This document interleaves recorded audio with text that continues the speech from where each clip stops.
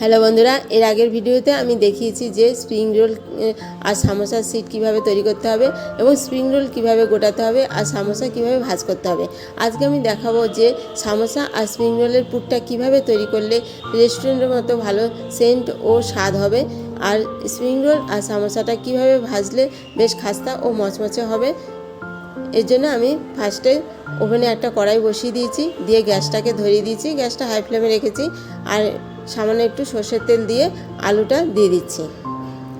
আলুটাকে সামান্য একটু নেড়ে চেড়ে তারপরে আমি গাজরটাকেও দিয়ে দেবো।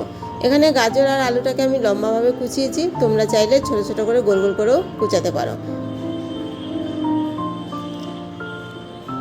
এবার গাজরটা আমার দেওয়া হয়ে গেছে, এবার গাজর আলুটাকে নেড়ে চেড়ে হালকা করে একটু ভেজে নেব। পুরো ফুল ভাজার দরকার নেই, সামান্য একটু শক্ত ভাব থাকলেও হবে, কারণ এটা রোল গোটানোর পর রোলটাকে ভাজলে আর একটু ভাজা হয়ে যাবে। এরপর যে আমি সামান্য একটু নুনও দিয়ে দিয়েছি, নুনটা দিয়ে ভাজলে তাড়াতাড়ি ভাজা হয়ে যাবে। এবার সামান্য একটু হলুদ দিয়ে দিলাম, হলুদটা দিয়েও আর একটু ভেজে নেব। এবার আমি ভাজা হয়ে গেলে আলুটা আর গাজরটা তুলে নেব। ভাজা হয়ে গেছে, তুলে নিচ্ছি। এরপর আমি মশলাগুলোকে কষিয়ে নেব। ফার্স্টে আমি দিয়ে দিচ্ছি রসুন কুচি, তারপর দিয়ে হচ্ছে আদা বাটা, তারপরে দিচ্ছি কাঁচা লঙ্কা কুচি। এই পর্যায়ে গ্যাসের ফ্লেমটাকে কিন্তু লোতে দিয়ে রাখতে হবে, নাহলে পুড়ে যাবে। এবার এই মশলাগুলো একটু হালকা করে ভাজা হয়ে গেছে এবং কাঁচা গন্ধটাও চলে গেছে। এই পর্যায়ে আমি দিয়ে দিলাম পেঁয়াজ কুচি, পেঁয়াজ কুচিটা দিয়েও সামান্য একটু নেড়ে চেড়ে কাঁচা গন্ধ চলে গেলে তারপরে আমি দিয়ে দেবো টমেটো কুচি। টমেটো কুচি দিয়ে তারপরে আমি দিয়ে দেবো পেঁয়াজ পাতা কুচি, পেঁয়াজ পাতা কুচি দিয়ে তারপরে দেবো ধনে পাতা কুচি। এবার এই মশলাগুলোকে আমি ভালো করে নেড়ে চেড়ে আর একটু কষিয়ে নেব।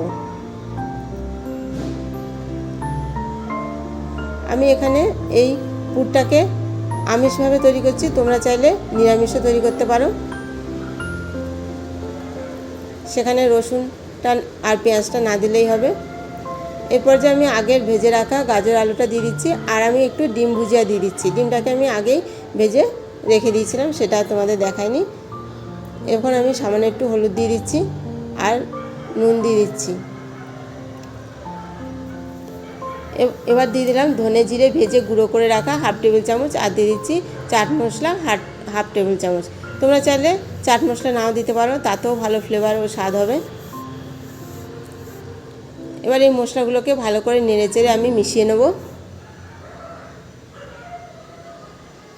এরপর আমি দিয়ে দেবো সামান্য একটুখানি গরম মশলা। এই মশলাটা দিয়ে নেড়ে চেড়ে ভালো করে মিশিয়ে আমি পুরটা তুলে নেব। এই পুরটা কিন্তু দারুণ ফ্লেভার, তোমরা যদি বাড়িতে তৈরি করো আমার মতো পদ্ধতিতে, তাহলে বুঝতে পারবে যে কতটা স্বাদ ও ফ্লেভার হয়েছে। এবার আমি সামোসা আর স্প্রিং রোলগুলো আরেকবার দেখিয়ে দিচ্ছি। এবার আমি ভেজে দেখাবো কিভাবে তৈরি করতে হবে। এবার আমি ওভেনে কড়াই বসিয়ে দিয়েছি, দিয়ে রিফাইন তেল দিয়ে দিয়েছি। আমি রিফাইন তেলে ভাজবো, একটু তেলটা বেশি পরিমাণে দিয়েছি, আর গ্যাসের ফ্লেমটাকে মিডিয়ামে রেখেছি। এবার আমি রোলগুলোকে দিয়ে দেবো।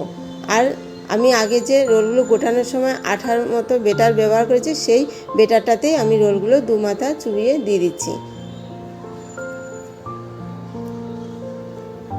মিডিয়ামে রেখেই ভাজতে হবে, হাই ফ্লেমে দিলে কিন্তু গাটা ফোলা ফোলা হয়ে যাবে, অতটা ভালো দেখতে লাগবে না। আর মিডিয়ামে দিয়ে ভাজলে গাটা বেশ প্লেন থাকবে, দেখতেও ভালো লাগবে, বেশ খাস্তাও হবে।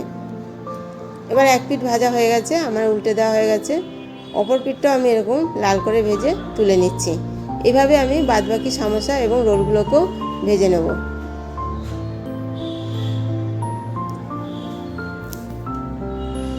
তোমরা এইভাবে একদিন তৈরি করে খেয়ে দেখবে কতটা স্বাদ আর টেস্টি হয়েছে। তারপর আমাকে কমেন্ট করে জানাবে যে সত্যি রেস্টুরেন্টের মতো তৈরি হয়েছে। এরকম রেস্টুরেন্টের খাবার যদি ঘরেই পাওয়া যায় তাহলে তো আর কোনো কথাই হয় না, এমনিতেই খুশিতে মন ভরে যাবে। এবার কতটা সুন্দর লালভাবে খাস্তা করে ভাজা হয়েছে, আমি ভেঙে ও কেটে দেখিয়ে দিচ্ছি। কাঁটাটা দেখে বুঝতে পারছো কতটা ফোলা এবং খাস্তা হয়েছে, ভেতরটাও পুরো ভালো তৈরি হয়েছে। এভাবে রেস্টুরেন্টে খাবার তৈরি করে বাড়িতে কোনো গেস্ট আসলে তাকে দিলে সেও খুশি হবে এবং তোমাদের মান সম্মানও ভালো বজায় থাকবে। তারা অনেক সুনাম করবে যে বাড়িতে এত সুন্দর রেস্টুরেন্টের মধ্যে খাবার তৈরি করা যায়। আর এই সস দিয়ে তো খেতে ভালোই লাগবে এবং তার সঙ্গে স্যালাড থাকলে আর কোনো কথা হয় না। সামোসাগুলোও বেশ সুন্দর ভালো ভাজা হয়েছে।